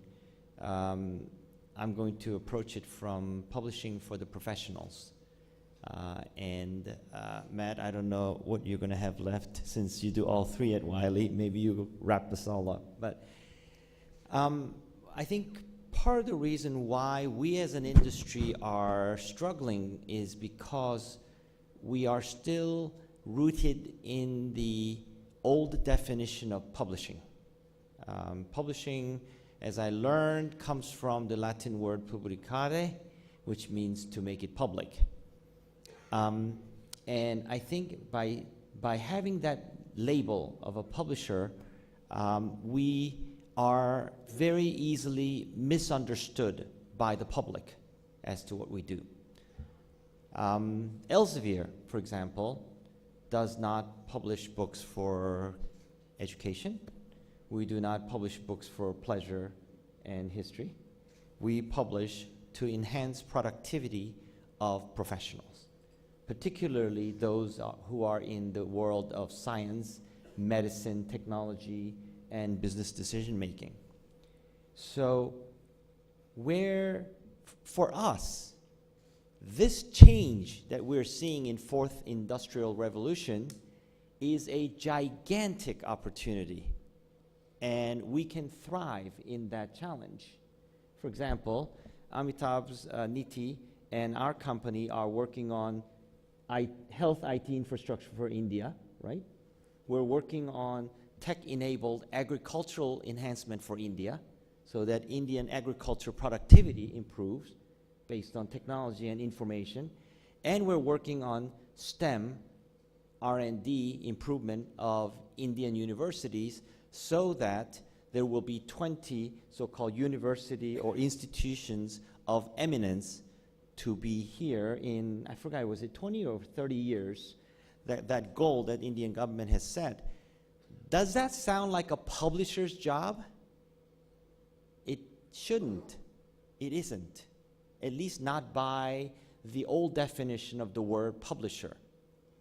But that's exactly what we're doing as Elsevier with Niti Aayog in India. It's just one example here. And we're doing that in different countries around the world as a so-called publisher. So how do we then define publisher? I think we are people who are ambidextrous. On one hand, doing what Richard so much emphasized, which is quality of content, well curated, well structured, well organized, and very unique content. On the other hand, you have what Amitabh described, which is the analytics power of that content. So for those of you out there who aren't involved in publishing for the professionals, this may sound remote to you, but I urge you to really look at who you are serving. In our case, we serve both ends, the author community and the professionals who have to make difficult decisions. And the only connection between the two is that content that gets used, reused by technology. That's what we do, and I think there is enormous opportunity for us as publishing community to actually be at the table, relevant when decisions are made, whether that's a decision made by Indian government or whether that's a decision made by Dow DuPont as a chemical company or a pharmaceutical company or an educational institution. So that is what I see 20 years from today. Those of us who are relevant at the table with the analytics capability and unique content, the ambidextrous people, we will thrive.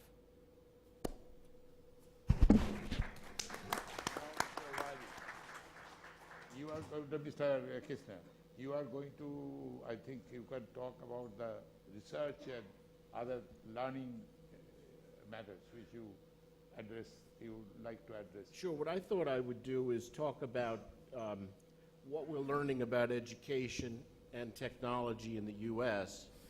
and reflect on the implications for India, really picking up on some of the comments that Mr. Kant began with about the demographic challenge in India. There's no question that our business is being disrupted on all fronts, but it also, disruption presents a huge opportunity, assuming publishers embrace technology.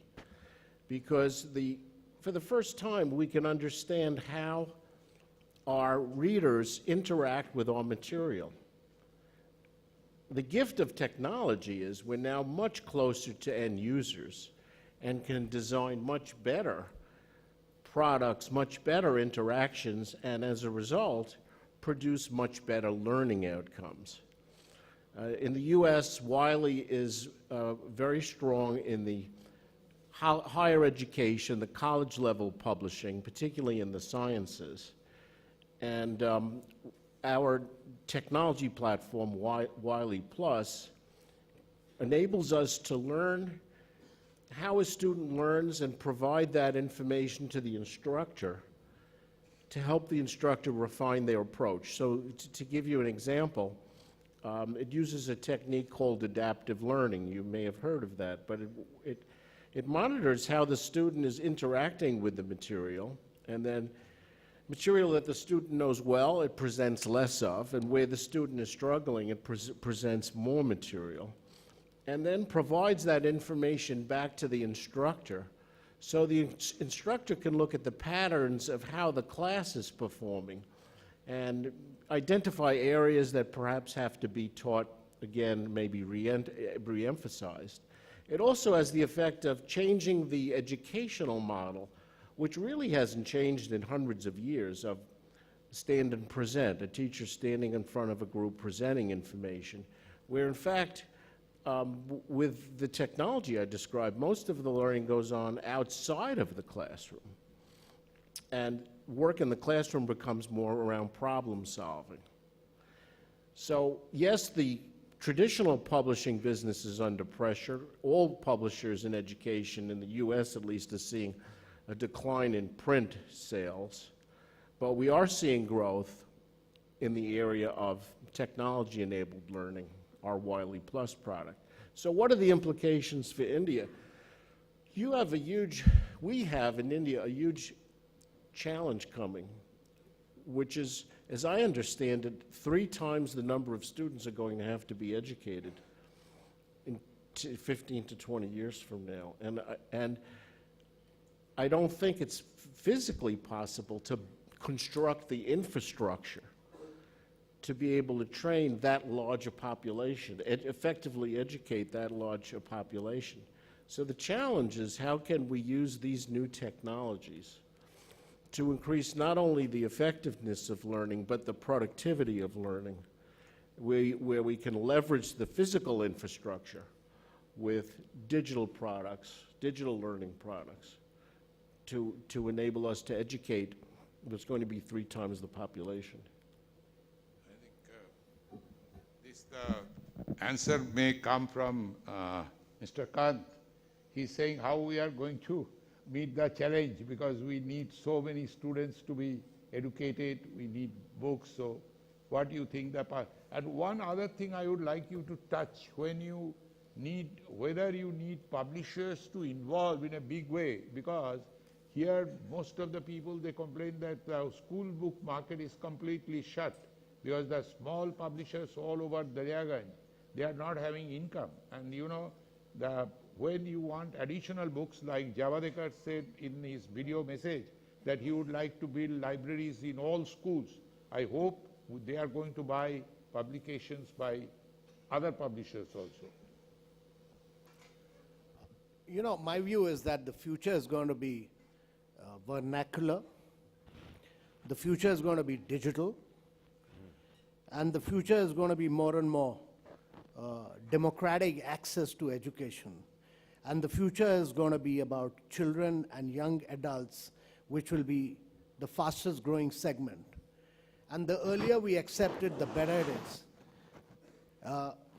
is. The world of publishing is in the midst of one of the biggest disruption which can ever take place. And there's a huge potential in vernacular languages. You know, my view is exactly like what's happening in the world of mobile technology. We've been able to provide smartphones to 450 million Indians. The cost of smartphone has fallen very radically in India. In the next 4 years, 1 billion Indians will have smartphones. We are the only country in the world with 1 billion mobile right now. We're the only country in the world with 1 billion bank accounts. And we are the only country in the world with 1 billion Aadhaar. Yesterday, Google, for instance, innovated the Google Tej for India, the digital payment mechanism. And today, WhatsApp has innovated its own payment mechanism through WhatsApp. And earlier, we had innovated the Bheem interface for digital payments. So what you are seeing in India, unlike China, where Alibaba is privately owned, or unlike United States of America, where Google and Facebook are private bodies who have access to data, in India, the UID framework, Aadhaar, is owned by the government. The United Payment Interface is owned by the government. And what will happen as a consequence of this, and the private innovation which is taking place on top of this public infrastructure, it's important to understand this. I'm making this point because this is the critical difference. You have a public infrastructure which the government has created. Nowhere in the world has this happened. Nowhere in the world has this happened that you have 1 billion mobile, 1 billion biometric, and you have 1 billion bank accounts. And on top of that, you are seeing Google innovating, you are seeing WhatsApp innovating, you are seeing Beam innovation. And what this will do is that the spread of digitization will be very rapid in India, as it has been, that everybody uses a mobile in India. And you know, when you go to rural areas, when you go to tribal areas, you find women doing all their work through mobile telephony. Yeah. So the spread of technological learnings in India will be very rapid, and it'll all happen through mobile telephony. It'll all happen through mobile telephony.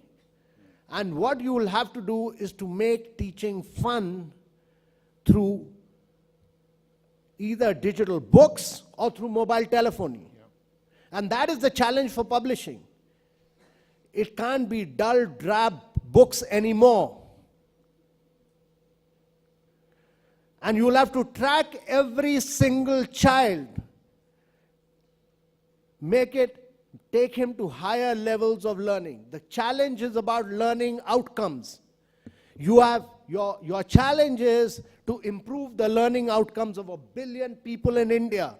How does the publishing world make education exciting, fun, and improve the learning outcomes of 1 billion people in India? That is your challenge, using digital devices and using mobile, and on top of that, using the payment interface, which is so easy today in India. That is your challenge. Yes, I understand that. I accept it. Mr. Chakin, you would like to comment? Yeah. Yeah, I mean, I absolutely buy what you've said. Yeah. But I just would add, and what YS was saying about redefining publishers or publishing, the 5 biggest publishers in the world are Google, Microsoft, Apple, Amazon, and Facebook. And we know that our future is dependent on the protection of copyright, but I do not think that those 5 huge publishers see it through the same lens as we do. And one of the challenges for IPA, and indeed publishers as a whole, in order to protect copyright, we have to be educating the 5 biggest publishers in the world, not just talking to each other. My thought. So, just to pick up on that. And I want to make one more point, and which is that the biggest opportunity for you is to go digital on vernacular. Yeah. That world is waiting to be opened up. Digital and vernacular, both places we are progressing. We are making. You're progressing too slowly, sir.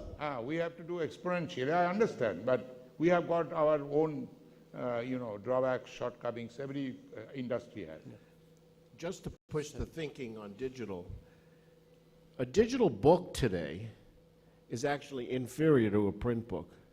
And I do think as you move into digital, it's really rethinking the way we're presenting content in a totally different way. Yeah. Mm-hmm. And that's what the technology I described earlier does. I agree with you, Matt. I think a digitized book from an analog book is inferior, but digital content re-put together is very, very powerful. So the argument I see here, as Richard mentioned, are the challenge of speed and challenge of intellectual property. The pace at which the world is moving, I think in general, publishing industry is not keeping up. And that's for us to try to figure out how we get ahead of that. It's just the speed of this industry's the traditional part of this industry is just not moving fast enough. And at the same time, the top 5 publishers, as Richard labeled them, they have a different business model. They don't have to sell content to make money. They have other business model behind it where they make the money, so they don't have the regards for content. And they take other people's content. They don't even check to see if the content is valid. But the more they have, the more they can make people believe that that content is correct, right? Which is not the way we've been trained in this room. We were trained in this room to validate the content. That's not something that these 5 top publishers that Richard named do. So we have a very different business model behind. Are we going to go play their game, or are they going to be educated to do what we do well? Now, either way, we have to change the business model. Either way, right? Yep. So that means speed, and then intellectual property. So I think I will halt here, unless you want to, because Mr. Kant also will have to leave. So just I want to tell you something, you know, I know there are models. But the other day, I'll tell you that in India, we are talking about this mobile technology, and there are a lot of competition, you know, between one company and the other. And in the leadership summit, when people are speaking, our business tycoon, Mr. Mukesh Ambani, came on the scene. And although I am nobody near him and never will be in my life, but I understood what he said, and I think maybe as publishers also we have to play this. Why? Because you have to have your mission. Reliance mission, his mission is saying, my mission is to get the mobile in each and everybody's hand. That is his mission. So that means, you know, explosion of this thing. Who is selling at what price, what is the discount, how many, he's going to sell, in none of his business. His business is he should send one mobile to every Indian. So his model is different. Our model, like you are saying, some will be protecting only the copyright. But we have to find out a way that not only we protect the copyright, but we also play our role. Like Mr. Kant says, that it is a challenge to publishers, that it is an explosive market. Because our market is such, as you say, that even if the growth is 3 times, 4 times, it is our duty to get the material. And if it is a changed situation, then we should, publishing does not mean if Ashoka can put on the stone, we need not have to do everything on the book, we have to do on the paper, we have to do many other things. But we have to have combination. When our company started in India, I am not going to talk about my company, the basic idea was to make the books available at an affordable price, so that students can possess a book. So we have to make that kind of impact, because we as a publisher have a role, that is, we are also educators. We may not be teacher teaching the subject, but we are educators. Publisher has got a role to the society. To provide books is our role, it is our religion, and we should be doing it. But we gather this kind of Congress, gives us various ideas individually. We may opt one, we may opt other. Why I wanted to particularly Mr. Kant to come here is, I have been following him and what he says and what he's doing, because his ministry is trying to transform India. If India has to transform... Mr. Ghosh, on behalf of Government of India, I just wanted to assure all your publishers that India is a great believer in intellectual property rights. Yes. We have a new IPA policy, and we believe that it's not possible to grow at high rates without respecting people's IPR. Yeah. And we'll fully respect everybody's IPR rights. And we are great believers in IPR rights, and Prime Minister has gone on record to say that India will respect IPR rights, and that one of the key transformation that you've seen is to shift the copyright department from HRD to Ministry of Commerce and Industry. Yeah. And they have cleared all the backlogs, and the Copyright Office has, from a regulatory body, it has become a totally developmental body now. Yeah. It looks at the progress of copyright now. And if there are any issues, please bring them to my notice. We'll sort them out. Sure, we'll do that. Thank you. Is Nandi Mehra going to propose vote of thanks? Where is Nandi? Yeah. Would you like to thank them? Because we have to find out. I can do it from there or here. Welcome. Let me just say thanks to all of you here. You have been very kind to talk about various aspects. Particularly, I like the idea of when you talked about disruptions in the publishing world. I think this is a challenge which all of us has to meet and to try and act on it as fast as possible. Mr. Kant mentioned vernacular work. I think this is a huge opportunity for India with about 18 languages. And if we were to start even with one, which is Hindi, which is spoken more or less around the country, I think that is an opportunity for all of us to try and work on.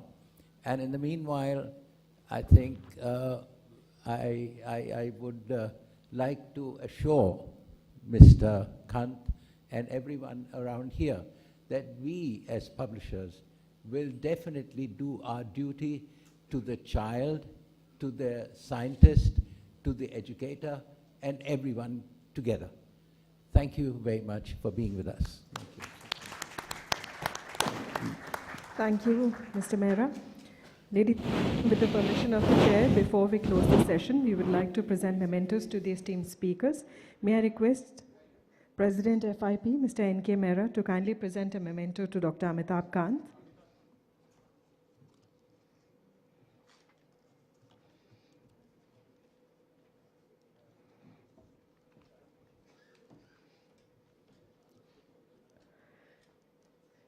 Thank you, Dr. Kant, for having joined us here today. It's been an honor to have you here with us.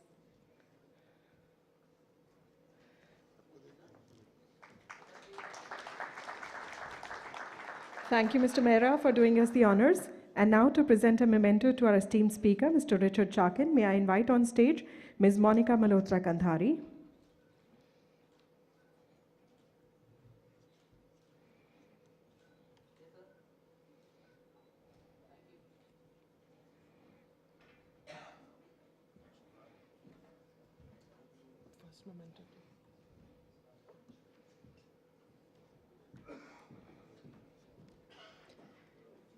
Thank you, Mr. Chakin, for being a part of this discussion. And now to present a memento to our esteemed speaker, Mr. YSG, I invite on stage Mr. Himanshu Gupta.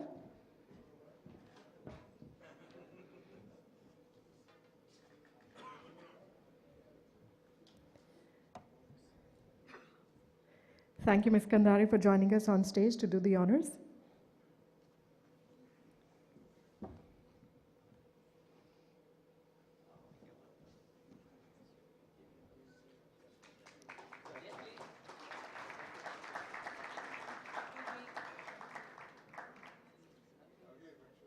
Thank you, Mr. Gupta. To present a memento to Mr. Matthew Kisner, may I invite on stage Dr. Ashok Gupta.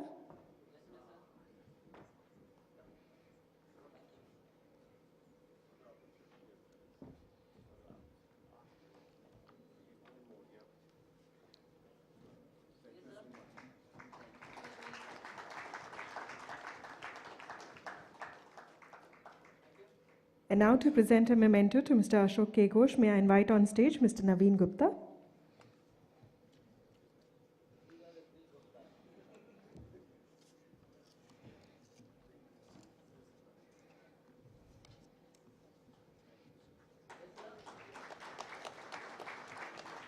Mr. Ashok K. Ghosh was also chairing this session. So ladies and gentlemen, let's put our hands together for all of them together on stage.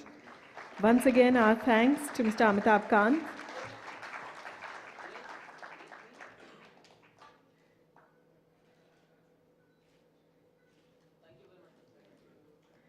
And I must share with you all that Dr. Kant had to go. Despite having personal commitments, he stayed back for the entire session.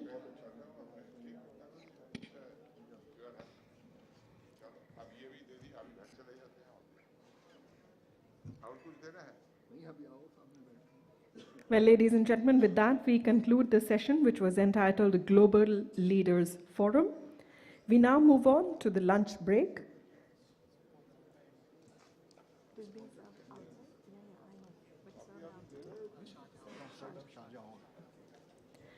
Ladies and gentlemen, we are honored to share with you all that this lunch is being sponsored by MBD Group. Our thanks to them.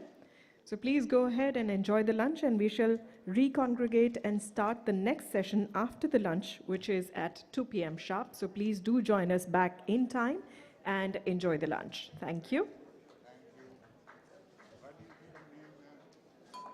Mandeep.